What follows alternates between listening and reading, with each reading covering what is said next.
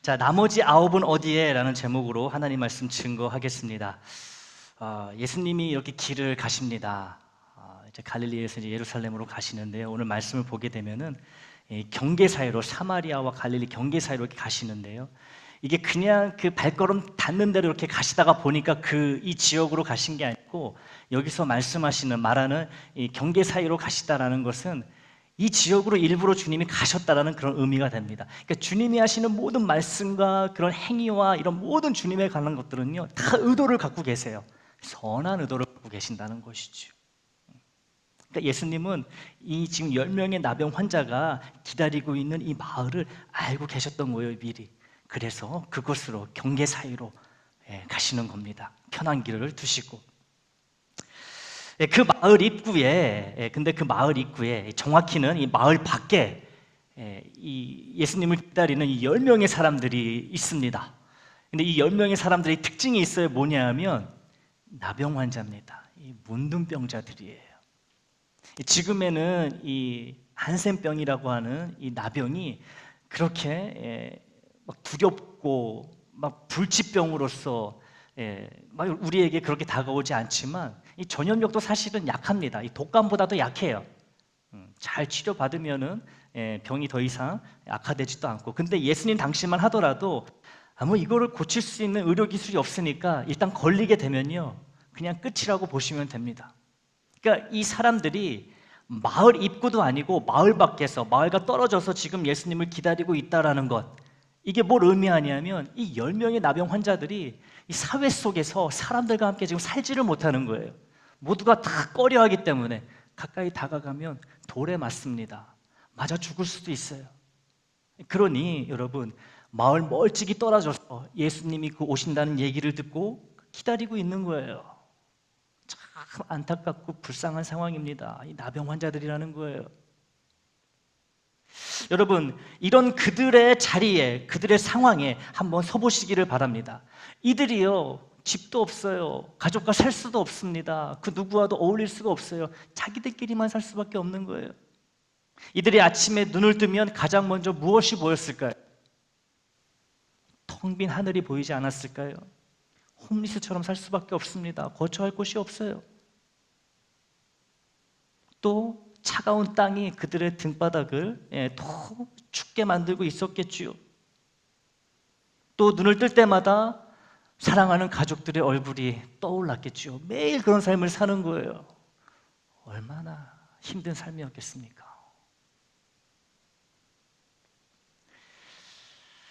매일 밤 꿈속에서는 자녀들과 함께, 본인의 자녀들과 함께 밥을 먹고, 또 사랑하는 아내의 손을 붙잡고 친구들과 웃으며 이야기를 나누는 그런 꿈을 꾸었겠죠. 그런데 아침에 눈을 뜨면, 꿈이 깨면 여전히 혼자입니다. 여러분, 이게 어떤 마음이었겠습니까? 얼마나 가슴 아픈 일이었겠어요. 이뿐만이 아닙니다. 누군가가 자기 곁으로 지나갈라 치면은 율법에 따라, 이 법이 이렇게 정했습니다. 목이 터져라, 자기 입으로 외쳐야 돼요. 뭐라고 외치냐 하면요, 부정하다, 부정하다 크게 외쳐야 되는 거예요. 자기 입으로. 난 더러운 사람입니다, 더러운 사람입니다, 가까이 오지 마십시오. 자기 입으로 자기가 이렇게 외쳐야 되는 거예요. 법이 그래요. 율법이 그럽니다. 사람을 볼 때마다, 가까이 다가올 때마다 이래야 되는 거예요, 여러분. 이런 삶을 살았던 사람들이 오늘 예수님을 기다리고 있는 10명의 나병 환자라는 것이지요. 여러분, 부정하다, 부정하다 이렇게 목이 터져라 외칠 때마다 이 나병 환자들의 이 심정이 어땠겠습니까? 얼마나 아팠겠어요. 나는 더러운 사람입니다. 오물과 같은 존재입니다.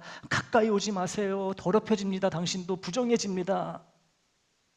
자기 스스로 자기 자신을 거부해야 되는 이 아픔, 우리는 상상하기조차 힘듭니다. 그런데 그날 복음이 들려옵니다. 이 나사렛 예수가, 치유의 능력이 있다고 하는 나사렛 예수가 그곳에 오신다는, 자기들이 머물고 있는 그 마을로 오신다는 소식을 듣게 됩니다. 나병 환자 10명의 이 가슴이, 심장이 한결같이 똑같이 두근두근 뛰기 시작합니다. 왜요? 혹시 이번에는 우리가 나음을 받지 않을까? 나사렛 예수 때문에 막 뛰는 겁니다.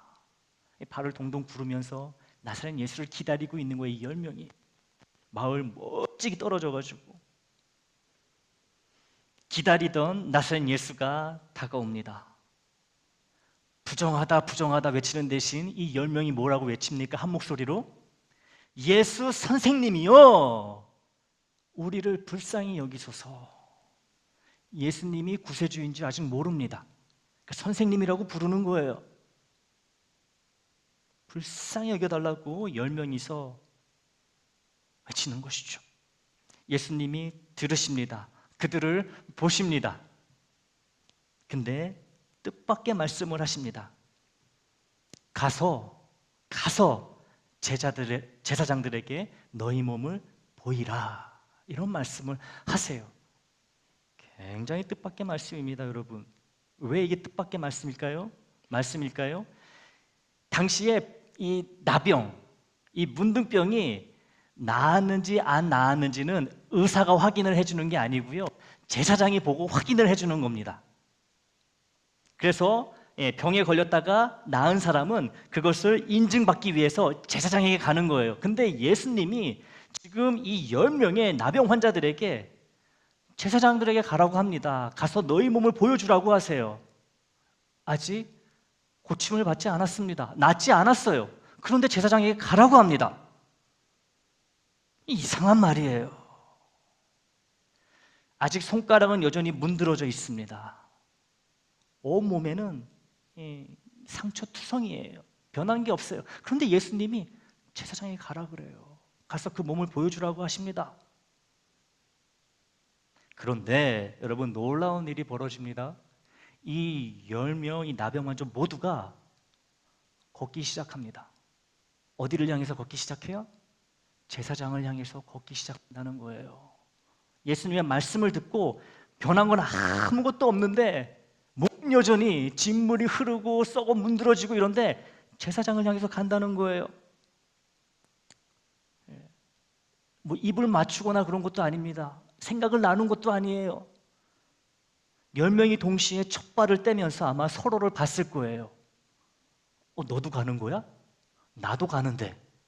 걸어가면서 이야기하는 겁니다. 아직 안 나았는데 그래도 가자. 그러면서 10명이 가는 거예요. 근데 여러분, 이 10명, 지금 예수님의 이 말씀을 듣고 바뀐 것은 아무것도 없지만 제사장을 향해서 나아가는 이 10명의 이 발걸음이, 이게 믿음이라는 거예요. 여러분. 믿음. 이게 믿음입니다. 증거를 보고 움직이는 게 믿음이 아니고요, 증거가 없어도 예수님이 말씀하시면은 그런 줄 알고 움직이는 게 믿음이라는 거예요. 여러분, 우리에게 이런 믿음이 있습니까? 하나님 이거 보여주시면은, 이렇게 해주시면은 내가 그렇게 할게요. 더 신앙생활 열심히 할게요. 우리의 믿음은 보통 이런 믿음 아닌가요? 뭔가 있어야지, 뭔가 증명할 게 있어야지, 그 다음에 믿음, 그 다음에 순종, 이거 아닌가요? 근데 여러분, 10명의 나병 환자를 보십시오. 변한 거 아무것도 없어요. 여전히 냄새나고 썩어가는 피부 그대로입니다. 근데 예수님이 가라고 하니까, 제사장에게 가라고 하니까 가는 겁니다. 아무것도 없는데. 이게 믿음이라는 거예요. 그리고 이 기적은, 치유의 기적은 바로 이 순종의 발걸음 속에, 발걸음 위에서 일어납니다. 가다가 깨끗함을 받은지라. 걸어가다가 나은 거예요. 걸어가다가. 그러니까 여러분, 이게 참 믿음, 이 순종, 이 놀라운 이 비밀이 여기에 있는 겁니다. 일단 하다 보면 되는 거예요, 일이. 이것저것 계산하면서 여러분 신앙생활하는 게 이 신앙 믿음이 아니라는 거예요. 이 말씀을 들으시면서 여러분 개인의 그런 신앙을 한번 돌아보시기를 바랍니다. 나는 뭔가 만져지고 볼 수 있고 뭔가 증거가 있어야지 하나님의 말씀을 따르려고 하는가, 아니면 아무것도 변한 게 없고 여전히 나는 혼자고 여전히 고통 가운데 있어도 하나님이 괜찮아, 그냥 그렇게 살아 라고 하시면 그냥 그 말씀 믿고 살아가고 있는지 여러분의 믿음을 한번 돌아보시기를 바랍니다. 여러분, 이 나병 환자들은요, 예수님이 구세주인 거 아직 몰라요. 그냥 선생님이라고 부르잖아요. 근데도 예수님이 가라 그러니까 갔어요. 근데 우리는 예수님을 믿어서 구원을 받은 우리는, 소위 크리스찬이라고 하는, 그리스도께 속한 사람이라고 하는 우리는, 여러분, 이 나병 환자보다도 못한 모습을 보이면 이 되겠습니까? 이 부끄러운 거죠. 가다가 깨끗함을 받았어요. 한 걸음 두 걸음 가다 보니까 어느 순간 10명 중 한 명이 외쳤을 겁니다. 야, 내 손 좀 봐, 깨끗해졌어. 봐봐. 그랬더니 나머지 사람도 나도네, 나도야. 난리가 난 겁니다, 여러분. 난리가 난 거예요. 10명 모두의 피부가 아기 피부처럼 뽀송뽀송 깨끗해진 거예요. 깨끗이 나은 거예요. 여러분, 눈물이 핑 돌았겠죠. 서로 얼싸안고 뛰면서 그냥 막 소리를 쳤을 거예요. 그냥, 야, 이제 우리 살았다. 우리 사랑하는 가족들에게, 친구들에게 돌아갈 수 있다. 이제는 고생 끝 행복이다. 얼마나 좋았겠습니까? 여러분, 집에 갈 수 있어요. 자녀들은 이제 안을 수 있습니다. 사랑하는 아내의 손을 잡을 수도 있어요. 한마디로 이제 사람답게 살 수 있게 된 거예요. 마을 안으로 들어갈 수 있게 된 겁니다, 여러분. 얼마나 좋았겠어요. 그런데요, 여러분, 이 10명 중 이 9명은요 이제 앞만 보고 달리기 시작합니다. 예수님은 이제 뒤에 계세요. 근데 앞만 보고 달리는 겁니다. 집을 향해서, 사랑하는 사람을 향해서, 그동안 해보고 싶은 것들을 하기 위해서, 또 먹고 싶은 것을 먹기 위해서 앞만 보고 달려갑니다. 9명이 똑같이 달려가요. 당연한 일입니다. 그러지 않겠어요? 하고 싶은 게 얼마나 많았겠어요? 이 보고 싶은 사람이 얼마나 많겠어요? 열심히 뛰어가는 거예요. 앞으로 막 달려갑니다. 그런데 딱 한 사람이 가던 길을 멈춥니다. 가다가 멈춰 서는 거예요. 섭니다. 나머지 9명은 다 앞으로 달려나가는데, 이 멈춰진 사람이 깨끗해진 자기 손을 다시 한번 내려다보는 거예요. 그러면서 앞을 보지 않고 뒤를 돌아봅니다. 한 사람이 뒤를 보는 거예요.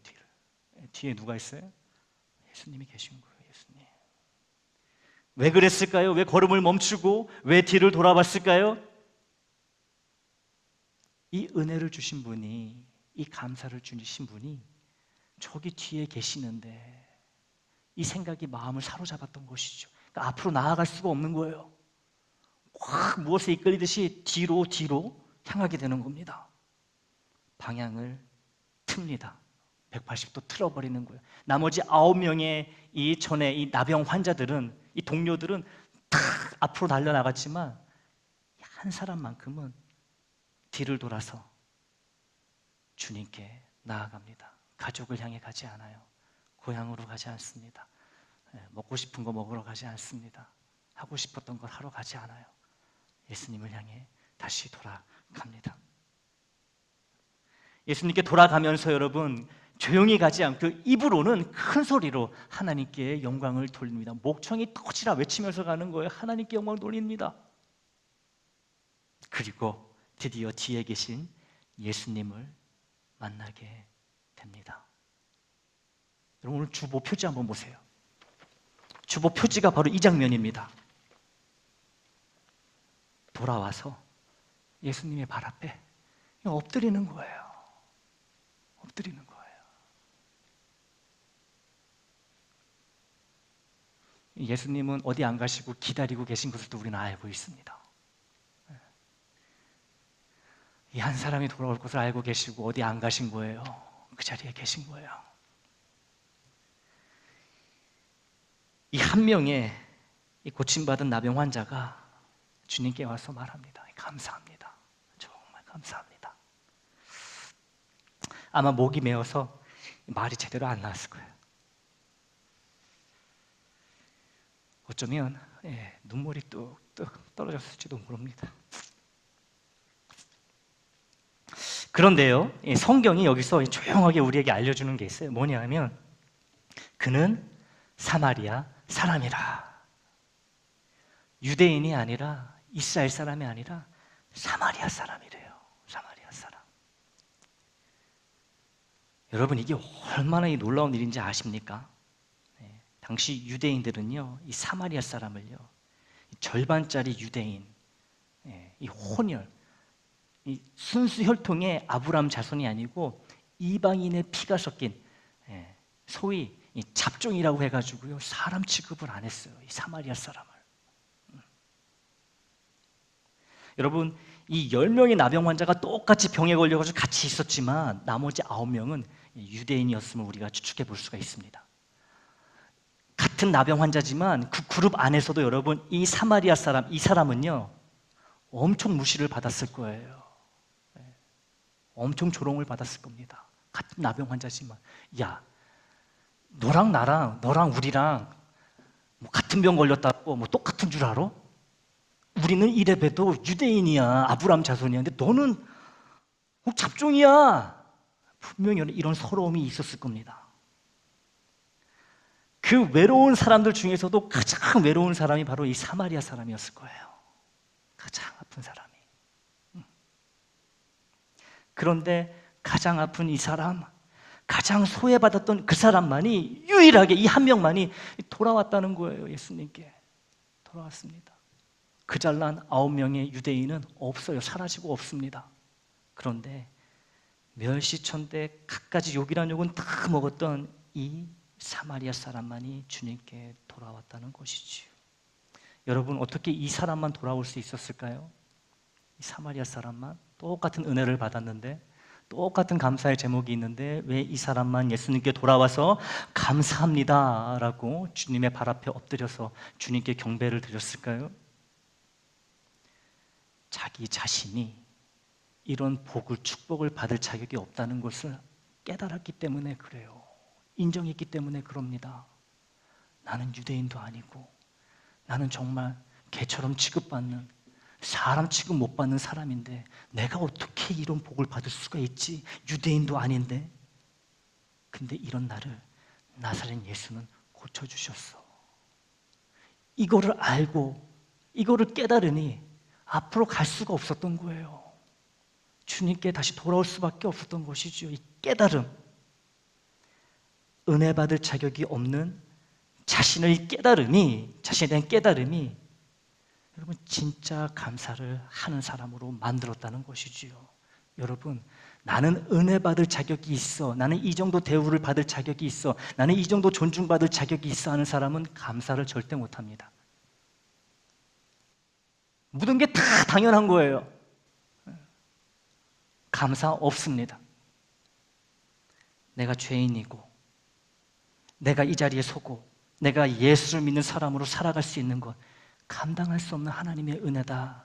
이게 당연한 게 아니다라고 고백하고 느끼고 인정할 수 있는 사람만이 오늘 이 사마리아 이 한 사람처럼 참된 감사를 드릴 수 있다는 것이지요.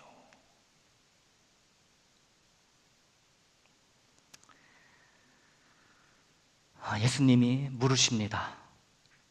이 한 사람에게 물으세요. 10사람이 다 깨끗함을 받지 아니하였느냐? 나머지 9은 어디 갔느냐? 물으십니다. 예수님의 이 질문에, 이 목소리에 쓸쓸함이 느껴지지 않으십니까? 예수님이 기분 좋게, 야, 나머지 9은 어디 갔어? 왜 너 혼자 왔어? 이렇게 말씀하셨겠어요? 대체 9명은 어딜 간 거냐? 어딜 간 거냐? 내가 이렇게 기다리고 있는데. 마치 부모가 자녀에게 묻는 것과 같습니다. 이 자식 10명을 똑같이 배 아파서 낳았고, 사랑과 정성으로 기르고 먹이고 입히고 훌륭하게 다 키워줬는데 이 어버이날에 찾아온 건 너 하나밖에 없구나. 9명의 네 형제들은 어디 갔느냐? 부모이신 분들은 아실 거예요. 이제 이게 어떤 마음인지, 주님이 어떤 심정으로 말씀하시는지. 예수님은 감사를 기다리고 계셨던 거예요. 감사를. 그 자리에 그대로 계신 겁니다. 한 발짝도 움직이지 않으시고. 우리 하나님도 우리의 감사하는 마음을 너무나 소중히 여기시는 거예요. 하나님이 우리에게 바라시는 거예요, 여러분. 감사밖에 없어요, 사실은. 우리가 그거 외에 우리 주님께 해드릴 게 뭐가 있습니까? 또 한들 그거 생색이나 낼 수 있습니까? 주님이 나를 위해서 하신 거에 비하면은 감사가 최고라는 거예요. 감사가. 근데 여러분, 하나님, 주님 왜 이렇게 감사를 원하실까요? 감사가 없으면 하나님, 주님 서운하셔가지고 섭섭해가지고 삐지셔가지고 그런 걸까요? 아니라는 거예요. 감사가 없어도 우리 하나님은 여전히 하나님이시고 우리 주님은 여전히 주님이십니다. 하나 아쉬울 게 없으세요. 근데 왜 이 감사를 귀하게 여기실까? 여러분, 감사는 관계라는 것이죠. 관계입니다. 관계. 감사에는 관계가 있어요. 여러분, 생각해 보세요. 자녀가 아빠, 엄마 고마워, 이 한마디 이 말을 할 때 그걸 듣는 부모의 마음이 여러분 어떻습니까? 뜨뜻해집니다. 따뜻해져요. 밥 안 먹어도 배부릅니다. 고마워 한마디에. 여러분, 그 자녀의 감사, 이 말이 필요해서 그걸 꼭 들어야 돼가지고 그 얘기를 들으면 부모의 마음이 이렇게 부유해지고 이렇게 따뜻해집니까? 아니잖아요. 아이의 그 고맙다는 말 한마디 속에 나의 아이가 연결되는 그 느낌, 이 관계가 있기 때문에 그런 거 아니겠습니까? 우리 아이가 나를 기억하고 있구나. 내가 이 아이에게 부모로서 의미가 있구나. 여러분, 이거 아니겠어요, 이거? 하나님도 마찬가지시라는 거예요. 하나님이 왜 우리의 아버지고 왜 우리가 하나님의 자녀로 불립니까? 관계 때문인 거 아니겠습니까? 그 관계의 핵심이 뭐라고요? 감사라는 거예요. 감사. 우리가 하나님께 하나님, 아버지 감사합니다 할 때 그것은 그냥 단순한 인사가 아니라는 거예요. 예의가 아니라는 거죠. 단순한 예의가 아닙니다. 하나님 아버지, 하나님이 내 삶의 주인이심을 고백합니다. 하나님과 함께하고 싶습니다. 이게 여러분 감사라는 거예요. 이 감사를 하나님 기쁘시게 받으시고요. 관계거든요. 관계가 맺어지고 깊어지고 두터워지거든요. 감사가 있으면. 그래서 감사하라 그러는 거예요. 이 범사에 감사하라. 어제 새벽 예배 때 오신 분들은 들으셨잖아요. 여러분, 9명은 이 선물만 받고 떠났습니다. 떠났어요. 마치 외손주들처럼. 뭐 외손주가 이상하다는 건 아니고요. 제가 이렇게 들어오고 또 이렇게 보니까 외손주들은 좀 친손주하고 좀 다른 게 있긴 있는 것 같아요. 그 외손주들은 외갓집 오면은 신나게 놉니다. 그리고 갈 때는 필요한 거 싹 다 들고 그냥 뒤도 안 돌아보고 간대요. 외손주들은. 어때요? 제 말이 맞나요? 그런데 이 9명이 마치 이 외손주처럼 단물만 싹 빨아먹고 그냥 뒤도 안 돌아보고 그냥 떠나버린 거예요. 선물을 받고 떠납니다. 그런데 한 명만큼은 선물을 주신 그분께, 주님께 돌아왔다는 거예요. 여러분, 누가 더 현명한 자고 누가 더 복된 자입니까? 여러분, 선물이 더 귀해요? 아니면 그 선물을 주는 사람이 더 중요해요? 선물을 주는 사람, 기프트보다 기버가 여러분 훨씬 중요한 거죠. 왜냐하면 기버, 주는 사람 옆에 있으면 계속 받거든요. 계속 받아요. 근데 한 번 선물 받고 땡하고 떨어져 버리면 뭐예요? 못 받아요, 그 다음부터는. 여러분, 하나님의 친손주가 되시길 축복합니다. 외손주 되시면 안 돼요. 친손주 돼야 돼요.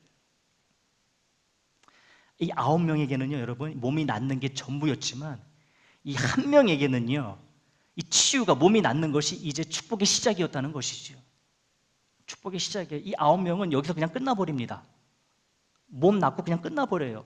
그런데 이 한 명, 주님께 돌아와서 감사한 사람은 몸이 나을 뿐 아니라 이제 주님과의 관계가 시작돼가지고 여러분 결국에는 무엇을 받죠? 구원을 받습니다. 여러분, 구원을 받아요. 9명은 구원 못 받습니다. 한 명은 몸이 나았을 뿐만 아니라 구원까지 받게 돼요. 관계가 시작되었기 때문이죠. 관계가 시작되었기 때문에. 기억하세요. 10명 모두 병이 나았지만 구원받은 사람은 단 한 사람, 돌아와서 감사한 사람 뿐이었습니다. 여러분, 우리는 이 9명의 나병 환자들과 얼마나 다를까요? 얼마나 다르십니까? 아플 때는 그냥 밤새 기도합니다. 그런데 하나님 낫게 해주시면 하나님을 잊어버리지 않으십니까? 취업이 되기 전에는 하나님 이 직장만 합격시켜 주시면은 제가 하나님께 정말 헌금도 그냥 많이 하고 교회 일도 제일 그냥 1등으로 봉사하고. 그런데 취업 후에는 뭐라 그래요? 하나님 요즘 일이 너무 바빠가지고요. 또 결혼 전에는 어때요? 좋은 사람만 만나게 해주시면 이 가정을 주님께 바치겠습니다. 나의 자녀들도 그냥 주님의 사람으로 군사로 키우겠습니다. 결혼 후에는 어떻게 돼요? 하나님 살다 보니까 이게 힘드네. 감사가 안 나오네. 우리는 너무 쉽게 잊어버린다는 거예요. 그냥 받을 게 있으면은 그냥 막 간절하게 막 이럴 줄은 아는데 일단 받고 나면은 돌아서는 거예요. 잊어버려요. 감사가 없는 거죠.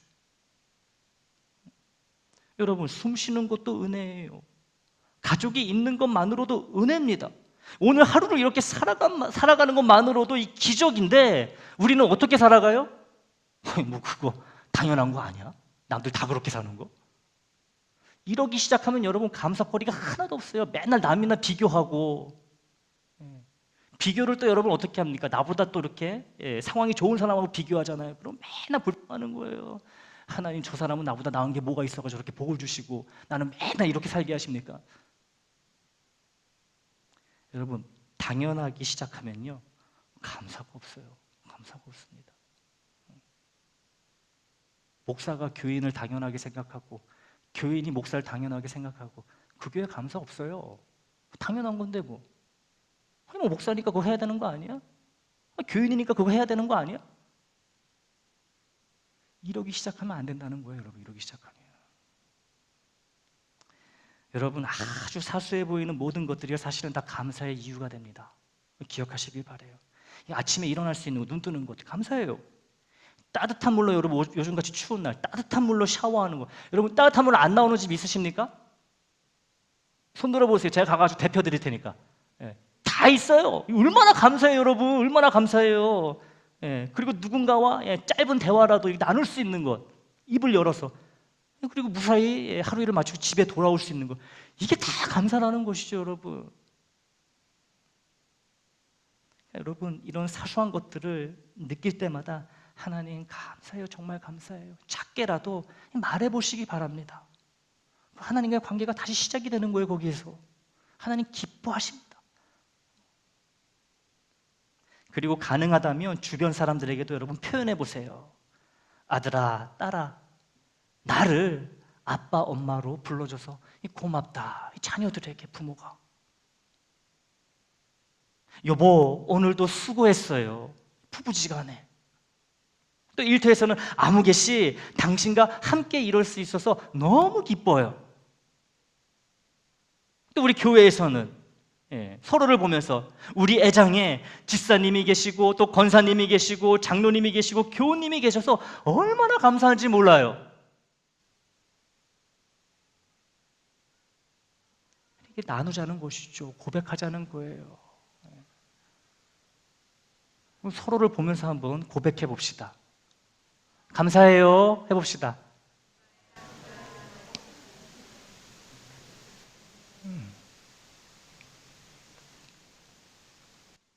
여러분, 감사는요, 이 관계를 살리는 거예요. 관계를 살립니다. 감사는요, 마음을 따뜻하게, 하나님의 마음도 녹이는데 우리의 마음은 얼마나 더 녹이고도 남겠습니까?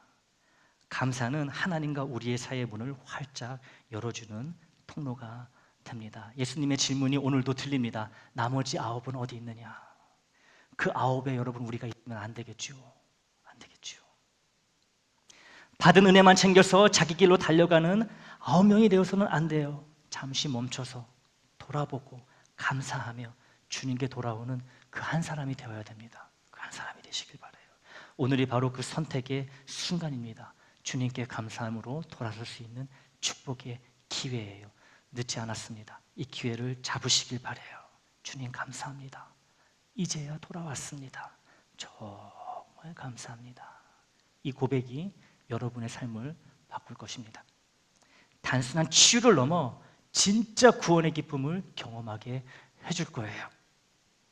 오늘 그 한 사람이 되기로 결심하시기를 바랍니다. 그 결심을 통해 하나님이 주시는 변화된 인생, 능력의 인생, 복된 인생을 살아가시기를 주님의 이름으로 축원합니다.